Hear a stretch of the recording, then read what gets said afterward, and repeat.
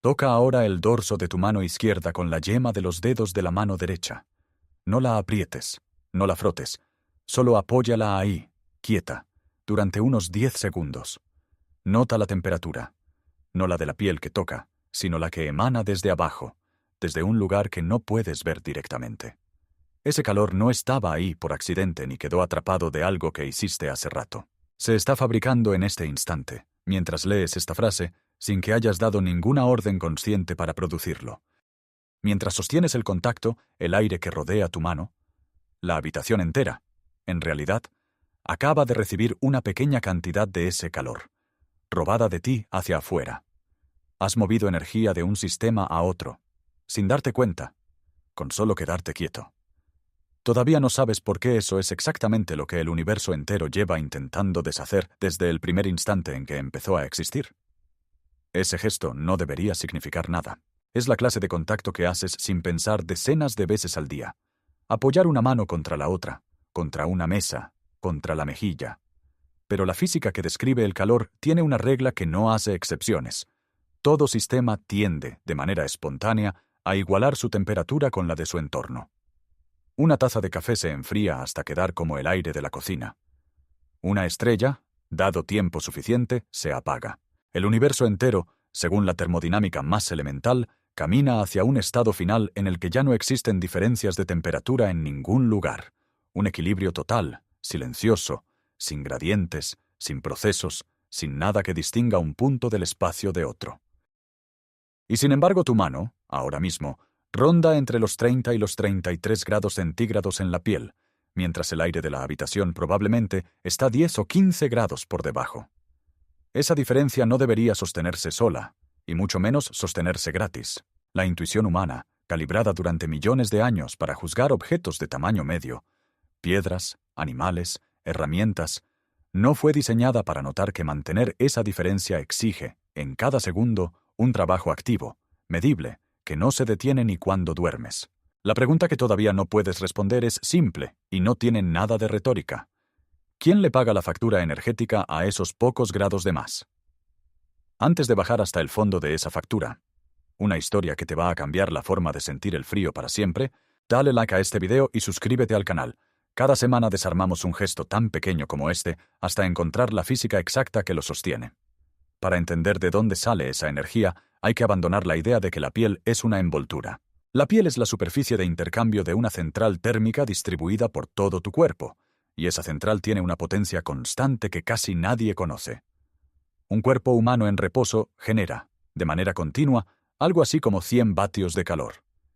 Es, literalmente, la misma potencia que consumía una bombilla incandescente antigua, de filamento de tungsteno, encendida las 24 horas del día, todos los días, durante toda tu vida. No es una comparación aproximada, es una equivalencia física medible por calorimetría directa, la misma técnica que se usaba hace un siglo para calcular el gasto energético humano encerrando a una persona en una cámara aislada y midiendo cuánto calentaba el agua que la rodeaba. Esa potencia no sale de un solo órgano, sale, sobre todo, de billones de mitocondrias, las estructuras presentes en casi todas tus células que normalmente fabrican ATP, la molécula que tu cuerpo usa como moneda energética universal. Pero existe un tejido particular, la grasa parda, cuyas mitocondrias contienen una proteína llamada UCP1 que hace algo distinto. En lugar de usar el gradiente de protones para fabricar ATP de manera eficiente, lo deja escapar directamente en forma de calor. Es, en términos de ingeniería, un cortocircuito controlado, el equivalente a diseñar deliberadamente una fuga en un sistema hidráulico de alta presión, porque en ese punto exacto, lo que el cuerpo necesita no es la energía en sí, sino el calor que libera al perderse. Debajo de la piel corre además una red de vasos sanguíneos capaz de multiplicar por más de 20 el flujo de sangre que llega a la superficie cuando hace falta liberar calor, o de restringirlo casi por completo cuando hace falta conservarlo. Una válvula biológica que decide, litro a litro, cuánta de tu energía interna se expone al aire y cuánta se queda guardada en el núcleo del cuerpo, alrededor de los órganos más sensibles a la temperatura. La creencia común es que el calor corporal es un subproducto pasivo, algo que simplemente sobra de otros procesos, como el calor que desprende un motor mientras hace otra cosa. La ciencia describe algo distinto. En la grasa parda, generar calor no es un efecto colateral indeseado, es la función principal, activamente regulada, encendida y apagada por señales nerviosas específicas según lo que el cuerpo necesita en cada momento. Toda esta producción está bajo el mando de una región del tamaño de una almendra en la base del cerebro, el hipotálamo. Ahí hay neuronas que funcionan, en el sentido más literal de la física de control, como un termostato. Comparan la temperatura de la sangre que las baña con un punto de referencia interno, y cuando detectan una desviación, disparan señales nerviosas hacia los vasos sanguíneos de la piel, hacia las glándulas sudoríparas y hacia la grasa parda, ajustando la producción y la disipación de calor en tiempo real, segundo a segundo, sin que tú intervengas de manera consciente en ningún punto del proceso. La frase más simple posible para todo esto es esta: tu piel no es una frontera pasiva entre tú y el mundo. Es la superficie de intercambio de una máquina térmica activa, que gasta energía cada segundo para mantener una diferencia de temperatura que, dejada a su suerte, el universo entero preferiría borrar. Lo que ocurre en milisegundos y segundos empieza con una señal. Cuando el hipotálamo detecta una caída de temperatura, el aire frío que toca tu piel, un trago de agua helada, la mano que acabas de apoyar sobre una superficie fresca, dispara casi al instante una descarga nerviosa a través del sistema nervioso simpático que llega directamente a la grasa parda. Ahí libera noradrenalina, que se une a receptores en la superficie de los adipocitos y desencadena, en cuestión de segundos, la apertura de UCP1 en la membrana interna de la mitocondria. El principio físico que opera en este instante es el mismo que describió Peter Mitchell en su teoría quimiosmótica. Las mitocondrias bombean protones a través de su membrana interna para crear un gradiente electroquímico, una especie de represa de carga eléctrica, y normalmente dejan pasar esos protones de vuelta a través de una turbina molecular, la ATP sintasa, para fabricar ATP. UCP1 abre un canal alternativo. Deja que los protones regresen sin pasar por la turbina, sin fabricar ATP, disipando toda esa energía represada directamente como temperatura. Es el gradiente electroquímico, roto a propósito, convertido en calor en cuestión de segundos. En los minutos siguientes entra en juego una segunda cascada, más lenta y más visible. El sistema nervioso simpático redistribuye el flujo sanguíneo, contrae los vasos superficiales de manos, pies y orejas para reducir la pérdida de calor hacia el ambiente. Y si la caída de temperatura continúa, activa la contracción rítmica involuntaria del músculo esquelético que reconoces como escalofrío, un proceso que puede multiplicar por 4 o 5 la producción de calor corporal en cuestión de minutos, usando el mismo aparato contráctil que normalmente sirve para mover tus extremidades, ahora reprogramado únicamente para generar fricción molecular y temperatura. El trabajo de referencia que documenta con más detalle esta arquitectura es el de Barbara Cannon y Jan Nedergaard, de la Universidad de Estocolmo, publicado en 2004 en la revista Physiological Reviews, donde reconstruyen la vía completa que va desde la señal nerviosa hasta la activación molecular de UCP1, y establecen que este tejido no es un vestigio infantil, como se creía hasta entonces, sino un sistema metabólicamente activo y regulable también en personas adultas. La tercera capa es la que nadie espera encontrar aquí, y es sistémica.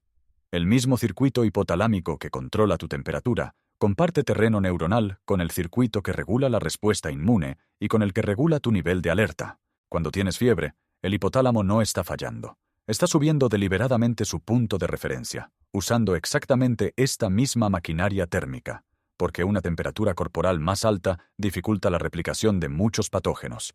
Y cuando tu tasa metabólica basal sube por la activación de grasa parda, sube también la disponibilidad general de energía para el sistema inmune y para los circuitos de vigilancia cerebral, lo cual explica por qué la exposición controlada al frío suele ir acompañada de una sensación de alerta y claridad que no tiene nada que ver con la temperatura en sí, sino con el estado metabólico general que esa temperatura obliga a activar. Hay todavía una cuarta ramificación de esta misma cascada que rara vez se menciona junto a las otras tres. La noradrenalina que dispara la activación de la grasa parda es la misma molécula, liberada por las mismas terminaciones nerviosas simpáticas, que interviene en la regulación del estado de alerta cortical. Esto no es una coincidencia bioquímica sin importancia. Significa que el mismo pulso nervioso que enciende tu maquinaria térmica también empuja, en paralelo, tu nivel de vigilia, lo cual explica por qué una exposición breve al frío suele producir una sensación de despertar más nítido que cualquier estimulante ingerido, sin el costo posterior de esa misma sustancia. Para dimensionar lo que tu cuerpo hace gratis, compáralo con lo que cuesta hacerlo de manera artificial. Un sistema de climatización industrial que necesite mantener una diferencia de 20 grados entre un espacio y su entorno requiere compresores, refrigerantes presurizados, kilómetros de tubería, motores eléctricos de varios kilovatios y un ciclo termodinámico diseñado con precisión de ingeniería, sujeto además al límite teórico que impone el ciclo de Carnot sobre cuánta energía se necesita como mínimo para mover calor en contra de un gradiente. Ese sistema cuesta miles de dólares instalarlo, requiere mantenimiento periódico y rara vez sobrevive más de 15 o 20 años sin reemplazo de piezas. Tu cuerpo hace exactamente ese tipo de trabajo. Mover calor en contra de un gradiente, mantener una diferencia de temperatura estable frente a un entorno que constantemente intenta borrarla, con una potencia de apenas 100 vatios, sin mantenimiento externo, sin repuestos, de manera ininterrumpida durante 80 años o más, usando como única fuente de energía la comida que ya ibas a comer de todas formas. Cuando ese sistema deja de recibir el estímulo que lo mantiene entrenado, no se apaga de golpe. Se apaga por goteo, y ese goteo tiene nombre.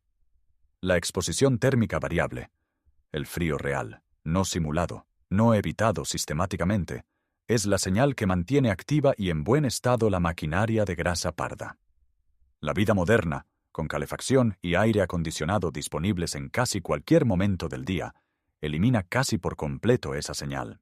Y un sistema biológico que deja de recibir la señal que justifica su existencia no permanece indiferente.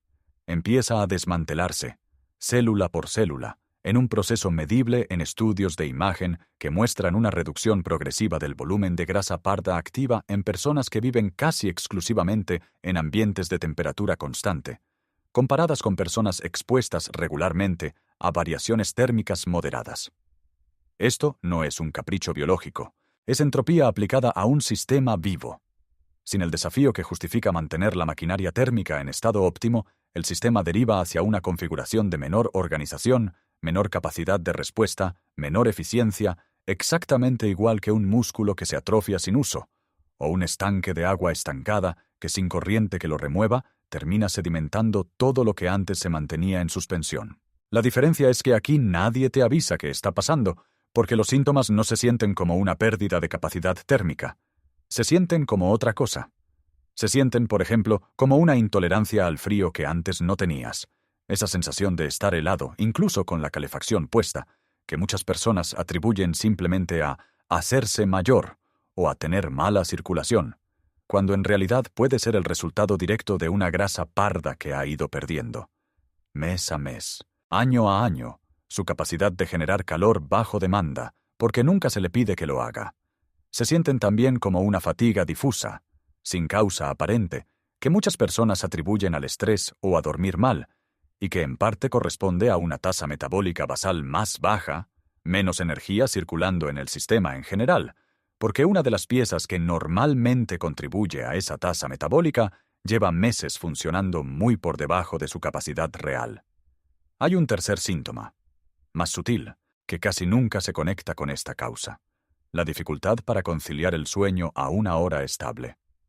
La temperatura corporal necesita descender ligeramente para que el cerebro inicie el sueño, y un sistema termorregulador con poca amplitud de trabajo, uno que rara vez ha tenido que moverse de un rango cómodo y estrecho, tarda más en generar ese descenso, o lo genera de forma más débil, lo cual retrasa la señal biológica que normalmente anuncia que es momento de dormir. La creencia común dice que el metabolismo simplemente se ralentiza con la edad, como si fuera un reloj que pierde cuerda de manera inevitable. Lo que la fisiología térmica describe es distinto. Buena parte de esa desaceleración percibida no es un límite biológico fijo, sino el resultado medible de un sistema de termogénesis que se atrofia por falta de uso, en un entorno diseñado, con la mejor intención, pero sin saberlo, para no exigirle nunca nada. La escala temporal de este proceso no es la de segundos ni minutos que viste antes. Es la de meses. Un estanque no se congela ni se estanca en una tarde. Una grasa parda no se apaga en una semana. El cambio ocurre a lo largo de temporadas enteras vividas sin variación térmica real, de la misma manera en que un metal expuesto de forma constante a la misma temperatura ambiente, sin ciclos de expansión y contracción, no desarrolla la misma resistencia a la fatiga que uno sometido a variaciones controladas. Los sistemas que dependen de un rango de trabajo se degradan cuando ese rango desaparece, no cuando se usa. Si esto te está haciendo reconsiderar por qué te sientes cansado o por qué el frío te afecta más de lo que recuerdas, suscríbete y dale like. La próxima entrega abre otro gesto tan pequeño como este y llega hasta el fondo físico que lo explica. Este sistema, además, hace mucho más de lo que su nombre sugiere. La conexión menos evidente es con el sistema inmunológico. La fiebre, como ya viste, usa exactamente esta misma vía. Hipotálamo, sistema nervioso simpático, activación térmica, para elevar la temperatura corporal en respuesta a una infección, lo cual significa que una maquinaria termogénica entrenada responde más rápido y de forma más eficiente también cuando el cuerpo necesita generar fiebre, mientras que una maquinaria atrofiada por falta de estímulo tiene menos margen para responder en ambos sentidos, frío ambiental o fiebre defensiva, porque es literalmente el mismo circuito. La segunda conexión inesperada es con el ritmo circadiano. La temperatura corporal central no es constante a lo largo del día. Sigue un ciclo predecible, más baja de madrugada, más alta al final de la tarde, y ese ciclo térmico funciona como una de las señales que sincronizan tu reloj biológico interno con el ciclo de 24 horas del planeta. Un sistema termorregulador que opera con menos amplitud, porque rara vez se le exige salir de un rango estrecho y cómodo, produce una señal circadiana más débil, y eso se traduce en ciclos de sueño y vigilia menos definidos, otro síntoma que casi nunca se conecta con su causa real. La razón evolutiva de todo esto tiene una escala temporal que conviene poner en perspectiva. La capacidad de generar calor internamente de forma activa, la endotermia, apareció en los ancestros de los mamíferos hace aproximadamente 200 millones de años, y desde entonces ha sido, sin interrupción, una de las presiones de selección más constantes sobre el diseño del cuerpo. Sobrevivir significaba, entre otras cosas, sostener una temperatura interna estable frente a un ambiente que cambiaba constantemente. La agricultura, las viviendas permanentes y la ropa que aísla del clima tienen, como mucho, 10.000 años de antigüedad. La calefacción y el aire acondicionado domésticos generalizados tienen menos de 100. En términos de la escala temporal en la que se construyó tu cuerpo, la posibilidad de no sentir jamás una variación térmica real es un evento que ocurrió hace un parpadeo, y tu fisiología todavía no ha tenido tiempo evolutivo de asumir que ese parpadeo llegó para quedarse. Hay incluso una tercera ramificación evolutiva que rara vez se cuenta junto a las otras dos. En climas fríos, la disponibilidad de grasa parda funcional en la edad adulta es notablemente más alta que en climas cálidos, un patrón que sugiere que este tejido no desapareció con la infancia por diseño, como se pensaba, sino que se mantiene activo en cualquier adulto cuyo entorno siga exigiéndoselo, y se apaga silenciosamente en cualquier adulto cuyo entorno haya dejado de hacerlo. No es una diferencia genética entre poblaciones. Es la misma maquinaria, respondiendo con la misma lógica de uso y desuso a distintas cantidades de estímulo real. Lo que conecta todo este sistema, de un lado a otro, no es una metáfora, sino un campo físico real. El gradiente térmico. Es el mismo tipo de gradiente el que mueve calor desde tu núcleo hacia tu piel, el que mueve sangre hacia la superficie o la retira de ella, el que activa la fiebre, el que marca tu reloj circadiano. No son sistemas distintos conectados por casualidad. Son manifestaciones distintas del mismo campo de temperatura operando sobre tejidos distintos, de la misma manera en que un solo campo electromagnético produce luz, calor y corriente eléctrica dependiendo de dónde y cómo se lo mida. Si te preguntas cómo se ve esto en tu propia vida, cuéntamelo en los comentarios. ¿En qué momento del día sientes más frío sin motivo aparente? ¿Y cuánto hace que no te expones a una variación térmica real más allá de entrar y salir de un edificio con aire acondicionado? Aplicar esto no requiere cambiar tu vida entera, requiere reintroducir, de forma breve y controlada, la señal que tu sistema térmico dejó de recibir. La dosis mínima efectiva documentada en la literatura sobre activación de grasa parda ronda los 15 a 30 segundos de exposición a agua o aire notablemente fríos, no helados hasta el dolor, sino lo suficientemente fríos como para generar una respuesta simpática clara.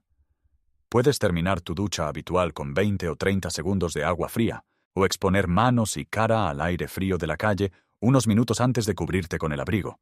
La postura no importa tanto como la superficie expuesta.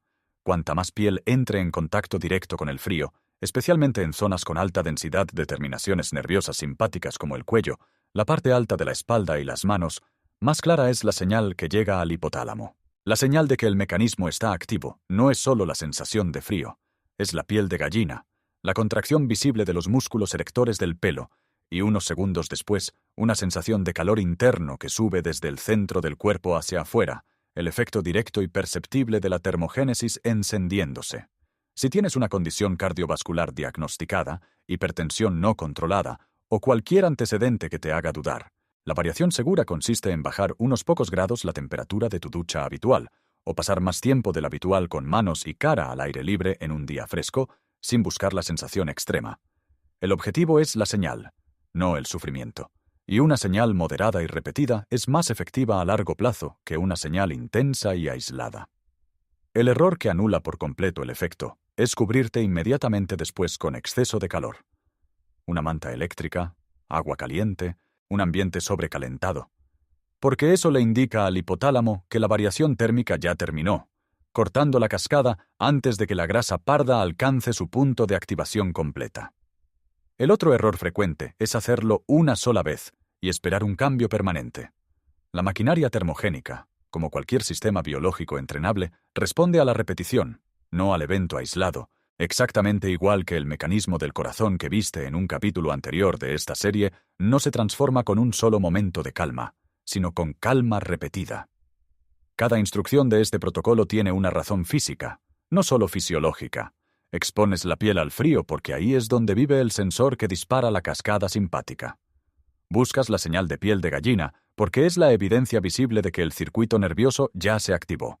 Evitas el calor inmediato posterior porque el gradiente que buscas mantener necesita tiempo para generar su propia respuesta antes de que otra señal lo cancele.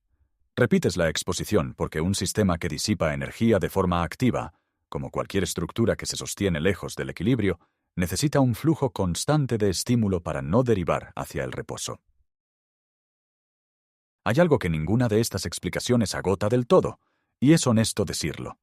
Todavía no se sabe con precisión completa por qué la exposición térmica intermitente parece tener beneficios metabólicos que van más allá de la simple activación de grasa parda, ni cuál es exactamente el umbral óptimo de frecuencia y duración para cada persona. Lo que sí se sabe, con suficiente solidez como para actuar en consecuencia, es que el mecanismo existe, es medible, y responde a estímulos que cualquiera puede aplicar hoy mismo sin ningún costo. Detrás de los 100 vatios que tu cuerpo genera sin pedirte permiso, hay una idea más grande que el calor mismo. Un cuerpo vivo es, en términos físicos estrictos, una estructura disipativa, un sistema que se mantiene alejado del equilibrio, ordenado, con gradientes de temperatura, de concentración, de carga eléctrica, precisamente porque gasta energía sin parar para sostener esa organización frente a un universo que tiende, por ley, a borrarla. El físico y químico Ilya Prigogine describió este tipo de estructuras y recibió por ello el Nobel en 1977. Sistemas que no violan la segunda ley de la termodinámica, sino que la usan, exportando desorden hacia afuera.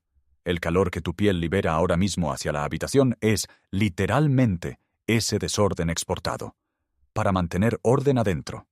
El universo entero, según casi todos los modelos cosmológicos actuales, comenzó en un estado de entropía extraordinariamente baja, un estado tan ordenado y tan improbable que su sola existencia es uno de los mayores misterios abiertos de la física contemporánea. Y fue precisamente esa baja entropía inicial la que hizo posible que existiera una dirección del tiempo, un antes y un después distinguibles, un pasado que se puede recordar y un futuro que todavía no ocurrió.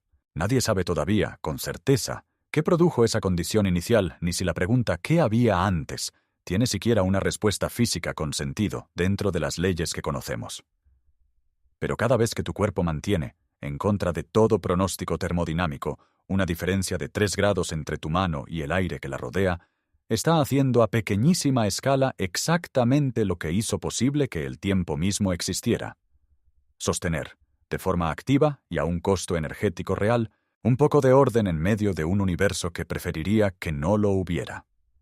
No sabrás nunca qué existía antes del origen del tiempo, pero llevas toda la vida sintiendo, en la palma de tu propia mano, lo que cuesta que el tiempo siga existiendo un segundo más.